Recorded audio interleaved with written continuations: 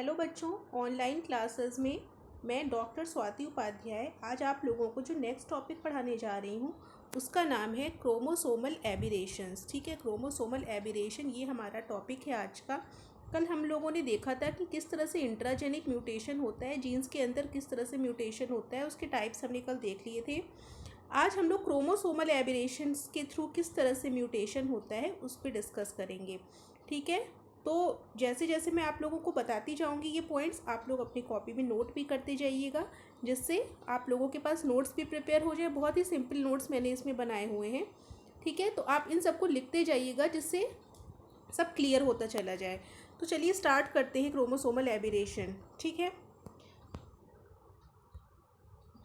जो chromosomal abnormalities होती हैं वो दो टाइप की होती हैं। या तो क्रोमोसोम के नंबर में चेंज हो जाता है या क्रोमोसोम के स्ट्रक्चर में चेंज हो जाता है। ठीक है, क्रोमोसोम के अगर नंबर में चेंज हो रहा है तो हम उसको कहते हैं कि उसमें न्यूमेरिकल एबनॉर्मेलिटीज़ डेवलप हो गई हैं। और अगर क्रोमोसोम के स्ट्रक्चर में उसकी लेंथ में इंक्रीज़ या डिक्रीज़ हो जाता है तो उसको हम लोग स्ट्रक्चरल एबनॉर्मेलिटीज़ में इंक्लूड करते हैं।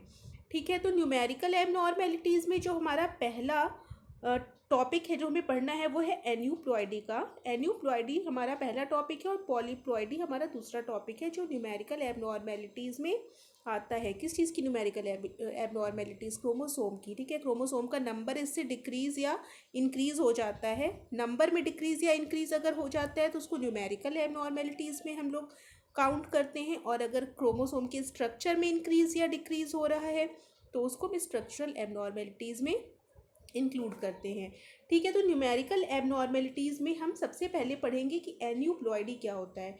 एन्यूप्लॉइडी के बाद फिर हम पॉलीप्लॉइडी देखेंगे। तो सबसे पहले हम एन्यूप्लॉइडी देखते हैं। एन्यूप्लॉइडी में क्या होता है? Variation in the number of particular chromosome with in a set. अगर क्रोमोसोम के नंबर में चेंज हो रहा है, जैसे कि नॉर्मल हमारा जो 23 पेयर्स ऑफ क्रोमोसोम हमारी बॉडी में पाए जाते हैं तो सबको पता है। लेकिन अगर इन 23 क्रोमोसोम्स में कोई चेंज हो जाए जिसकी वजह से किसी सेल में 24 क्रोमोसोम आ जाएं। ठीक है, अगर किसी सेल में 24 क्रोमोसोम आ रहे हैं तो हो सकता है दूसरी सेल में 22 क्रोमोसोम ही रह जाएं।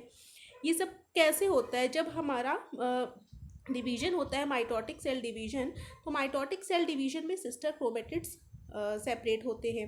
ठीक है, सिस्टर क्रोमेटिड सेपरेट होते हैं। मान लीजिए सेपरेट नहीं हो पाए किसी वजह से, आप इस फिगर में देखिए, जो यहाँ फिगर नीचे बना हुआ है ये वाला फिगर, इसमें देखिए कि अगर जब सेग्रीगेशन ऑफ क्रोमोसोम्स होता है किस फेज में? एनाफेज स्टेज में। उस टाइम अगर ठीक से सेपरेशन नहीं हो पाया तो किसी सेल में देखिए एक एक्स्ट्रा क्रोमोसोम चला जाएगा और किसी सेल में देखिए यहाँ पे कोई क्रोमोसोम नहीं है तो उसमें एक क्रोमोसोम कम हो जाएगा। तो अगर किसी सेल में एक एक्स्ट्रा क्रोमोसोम चला जाएगा तो उसमें क्रोमोसोम का नंबर कितना हो जाएगा? नॉर्मल में अगर 46 क्रोमोसोम है, किसी एक सेल में एक एक्स्ट्रा क्रोमोसोम चला जाएगा तो उसमें कितने क्रोमोसोम हो जाएंगे? 46 + 1 मतलब 47 क्रोमोसोम हो जाएंगे। नॉर्मल में तो उसमें 46 होने चाहिए। और एक सेल में कितने रह जाएंगे? मान लीजिए एक सेल में दोनों में 46 जाने थे, एक में 47 चला गया तो दूसरे वाले में 45 ही बचेगा। तो इस तरह से दो अलग अलग सेल्स बनेंगी जिसमें एक में क्रोमोसोम का नंबर ज़्यादा हो जाएगा और दूसरी वाली सेल में क्रोमोसोम का नंबर एक कम हो जाएगा। यही तो दोनों पॉसिबिलिटीज़ डेवलप हो पाएंगी। ठीक है, तो इस तरह की कंडीशन को हम लोग किस में इंक्लूड करते हैं? एन्यूप्लॉइडी में, जिसमें क्रोमोसोम का नंबर चेंज हो जाता है। ठीक है, तो एक सेकेंड, हाँ, क्रोमोसोम का नंबर चेंज होना कितने टाइप का हो सकता है? दो टाइप का। एक तो हो सकता है क्रोमोसोम का नंबर इंक्रीज हो जाए, या तो हो सकता है क्रोमोसोम का नंबर डिक्रीज हो जाए। ठीक है, दूसरा क्या हो सकता है? दूसरा जैसे हमने इसमें लिखा हुआ हाइपोप्लॉइडी, यहाँ पे देखिए हाइपोप्लॉइडी लिखा हुआ है और जिसमें हमने लिखा है लॉस ऑफ क्रोमोसोम, और दूसरा है हाइपरप्लॉइडी मतलब गेन ऑफ क्रोमोसोम। तो अगर गेन हो रहा है तो मतलब क्रोमोसोम का नंबर बढ़ जाएगा और अगर लॉस हो रहा है तो क्रोमोसोम का नंबर घट जाएगा। ठीक है, तो जो हमें गेन होता है उसमें क्या हो सकता है? अगर मान लीजिए 46 क्रोमोसोम 2n नंबर हमारा होना चाहिए, नॉर्मल 2n नंबर हमारी बॉडी में 46 क्रोमोसोम के लिए होता है। ठीक है, अगर एक क्रोमोसोम एक्स्ट्रा आ जाएगा तो क्या हो जाएगी? ट्राइसोमी कंडीशन हो जाएगी, जैसा यहाँ लिखा हुआ है ट्राइसोमी कंडीशन।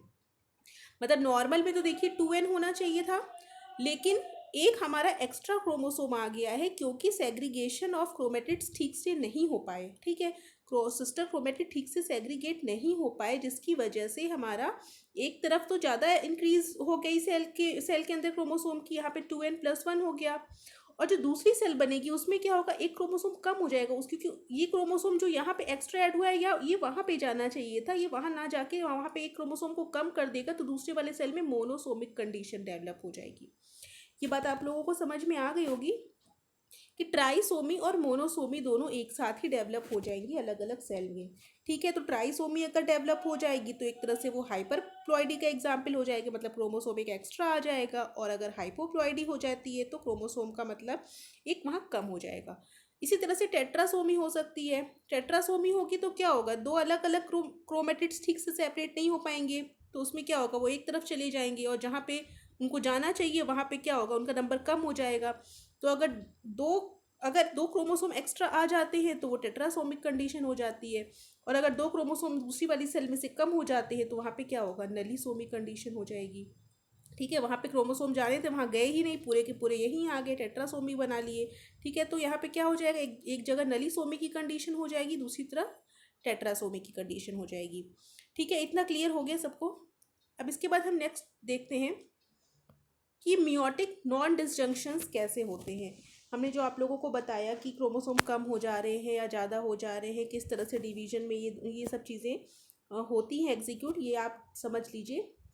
देखिए, जब मियोटिक डिवीजन होना होता है तो मियोटिक डिवीजन होने के पहले क्या होता है, जो होमोलॉगस पेयर ऑफ क्रोमोसोम है वो एक साथ आ जाते हैं, ठीक है। होमोलॉगस क्रोमोसोम पेयरिंग के फॉर्म में एक पास पास आ जाते हैं।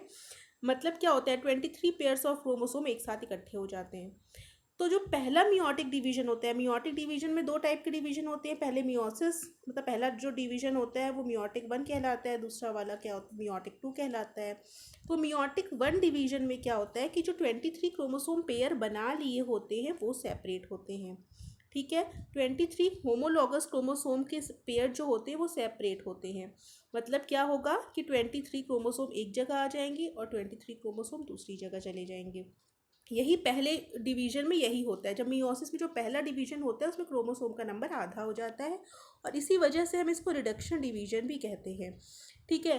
तो ये देखिए यहाँ पे बना हुआ है, यहाँ पे एक सेल बनी हुई है, नॉर्मल सेल, ठीक है। ये देखिए नॉर्मल सेल में इस तरह से होमोलॉगस पेयर बना लिया है क्रोमोसोम ने।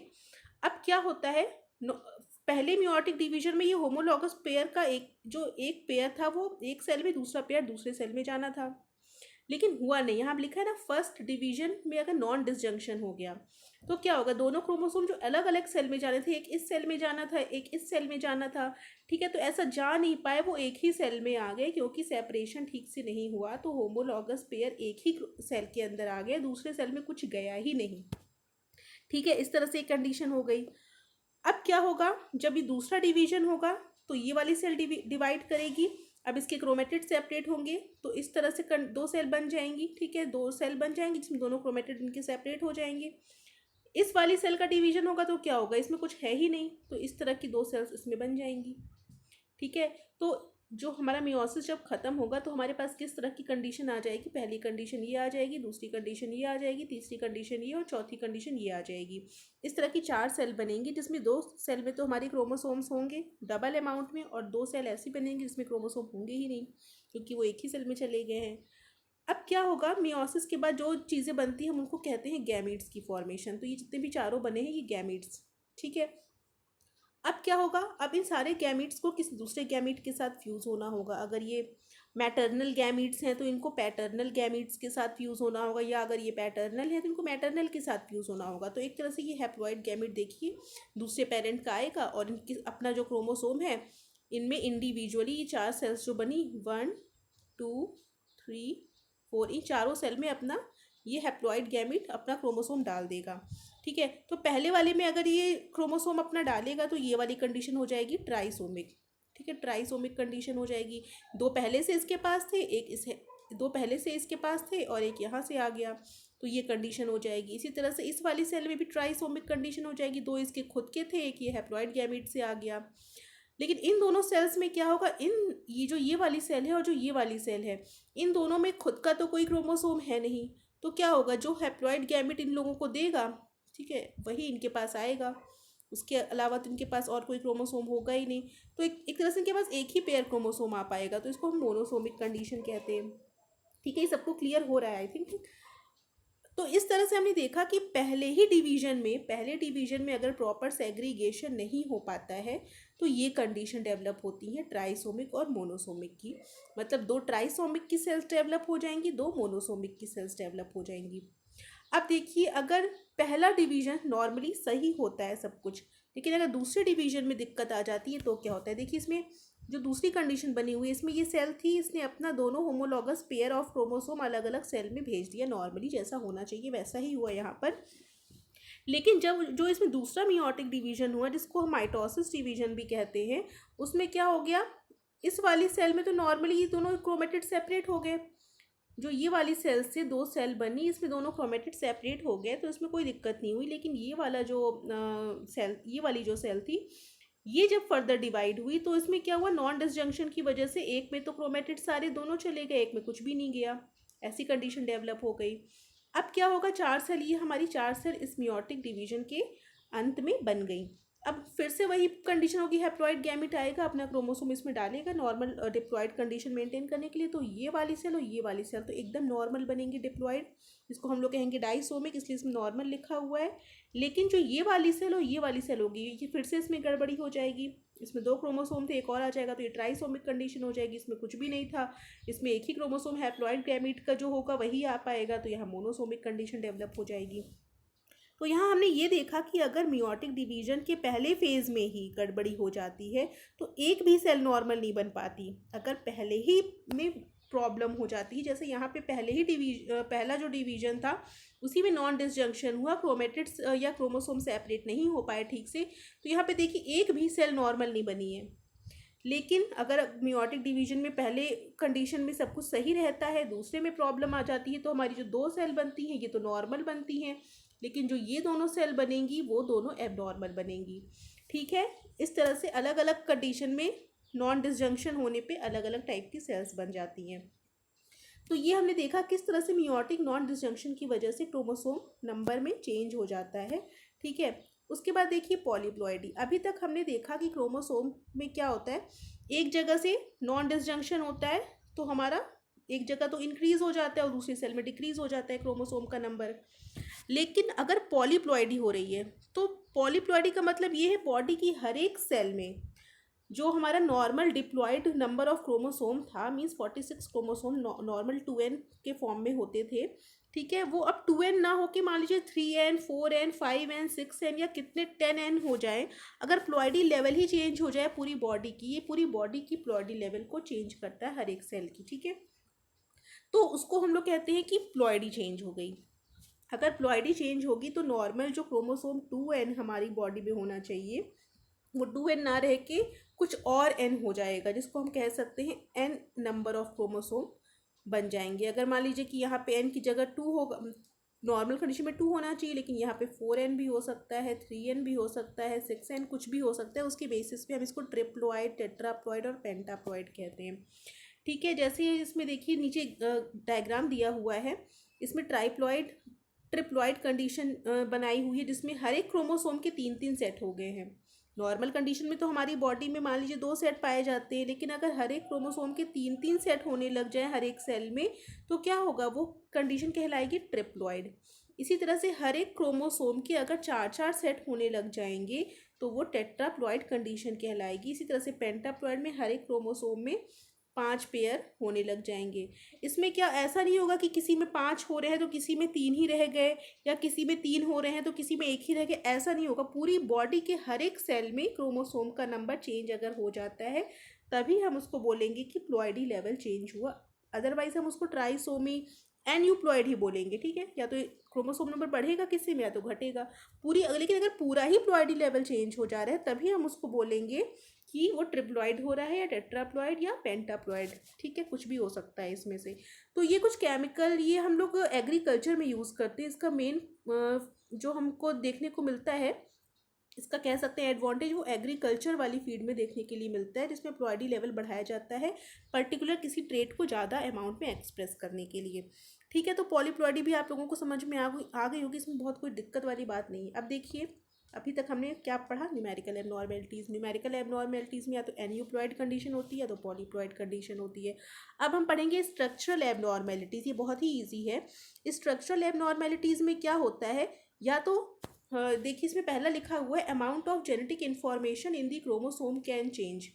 ठीक है, amount of genetic information in the chromosome can change. कैसे होगा इन्फॉर्मेशन चेंज, या तो हमारा कोई क्रोमोसोम का पार्ट हट जाएगा, जिसको हम कहते हैं डिलीशन हो जाना, या तो कोई क्रोमोसोम का पार्ट क्या होगा, डबल हो जाएगा, जिसको हम कहते हैं डुप्लीकेशन। या अगर डिलीशन हो जाता है या डुप्लीकेशन, दोनों ही कंडीशन में जेनेटिक इन्फॉर्मेशन में चेंज तो हो ही जाएगा। इसमें क्या होगा, जेनेटिक इन्फॉर्मेशन का लॉस हो जाएगा, इसमें एक्स्ट्रा जेनेटिक इन्फॉर्मेशन ऐड हो जाएगी। तो डिलीशन या डुप्लीकेशन दोनों ही प्रोसेस में क्या होगा, जेनेटिक इन्फॉर्मेशन में चेंज हो जाएगा। ठीक है, या तो लॉस होगा तो हम उसको डिलीशन कहेंगे, और अगर गेन होगा तो हम उसको कहेंगे डुप्लीकेशन। ठीक है, लेकिन दूसरी कंडीशन क्या होगी कि जेनेटिक मटेरियल तो सेम रहेगा, लेकिन वो अरेंज होके किसी और फॉर्म में आ जाएगा। तो ये दो टाइप के होते हैं, इन्वर्जन और ट्रांसलोकेशन। इन्वर्जन और ट्रांसलोकेशन दोनों में ही क्या होता है, जेनेटिक इन्फॉर्मेशन में ना तो कोई लॉस हो रहा है ना तो कोई गेन हो रहा है, बस इन्फॉर्मेशन एक जगह से हट के दूसरी जगह जाके अरेंज हो जा रही है। ठीक है, तो इसमें भी क्या होगा, स्ट्रक्चर एक तरह से चेंज ही हो जाएगा। अभी ये कैसे होता है इसको भी हम देख लेते हैं। पहले हम इसका थोड़ा सा ओवरव्यू यहाँ पे हमने लिखा हुआ है कि डिलीशन डुप्लीकेशन दोनों डी से ही स्टार्ट हो रहे हैं। दोनों डी से जो स्टार्ट हो रहे हैं उसमें क्या होगा, जेनेटिक इन्फॉर्मेशन में चेंज हो जाएगा। ठीक है, जेनेटिक इन्फॉर्मेशन ही चेंज हो जाएगी जिसमें डी आ जाता है, और जिसमें डी नहीं होता वहाँ जेनेटिक इन्फॉर्मेशन में चेंज नहीं होगा, केवल अरेंजमेंट ही होगा। एक अरेंजमेंट से दूसरी तरह का अरेंजमेंट हो जाएगा, जिसकी वजह से हमारे क्रोमोसोम के स्ट्रक्चर में चेंज हो जाएगा। ठीक है, इसमें कोई भी लॉस या गेन जैसी चीज़ नहीं होगी इन्वर्जन या ट्रांसलोकेशन में। अच्छा, ये होता कैसे, अब हम ये देख लेते हैं। देखिए, डुप्लीकेशन और डिलीशन पहले हम देखते हैं क्या होता है। डुप्लीकेशन में लिखा हुआ है यहाँ पे, gene sequences are repeated several to many hundreds और थाउजेंड्स ऑफ टाइम। मतलब डुप्लीकेशन में क्या हो, आप डायग्राम में भी देखिए, पर्टिकुलर हमारा जो ये सेगमेंट दिखाया गया है, ये वाला जो सेगमेंट बॉक्स के अंदर, रेड बॉक्स के अंदर दिखाया गया है, वो सेगमेंट एक तरह से डबल हो जा रहा है। डबल कैसे हो जाएगा, हम आपको पहले भी बता चुकी है। एक बॉडी में एक मैकेनिज्म होती है ट्रांसपोजिशन। उसमें क्या होता है, एक पर्टिकुलर जेनेटिक सेगमेंट अपनी कॉपी बनाता है और वो कॉपी कहीं और जाके ऐड हो जाती है। मान लीजिए इस वाले सेगमेंट ने अपनी कॉपी बनाई और वो दूसरी जगह जाके उसी क्रोमोसोम में अरेंज हो गई, तो एक तरह से वो डुप्लीकेशन हो जाएगा। उसी रीज़न का हमारा डुप्लीकेशन वैसा ही सेम ऐड हो जाएगा। तो gene sequences are repeated several to many hundreds और थाउजेंड्स ऑफ टाइम। कितने भी टाइम कोई भी जेनेटिक अगर मटेरियल डबल हो रहा है या फिर से बन जा रहा है, उतना अमाउंट एक्स्ट्रा ऐड हो जा रहा है, तो हम उसको क्या कहेंगे, डुप्लीकेशन हो रहा है। इसमें क्या होगा, कोई एक पर्टिकुलर जीन कई बार रिपीट होने लग जाएगा। ठीक है, इस एरिया में जितने भी जीन आते थे वो सारे क्या होंगे, दोबारा से रिपीट होने लग जाएंगे, उनकी कॉपी बढ़ जाएगी, उनका एक्सप्रेशन बढ़ जाएगा। ठीक है, तो एबनॉर्मेलिटीज़ डेवलप हो जाएंगी। दूसरी कंडीशन क्या हो सकती है, डिलीशन की। इतना पार्ट देखिए इसमें जो बना हुआ है वो डिलीट हो गया, इसमें है ही नहीं वो पार्ट।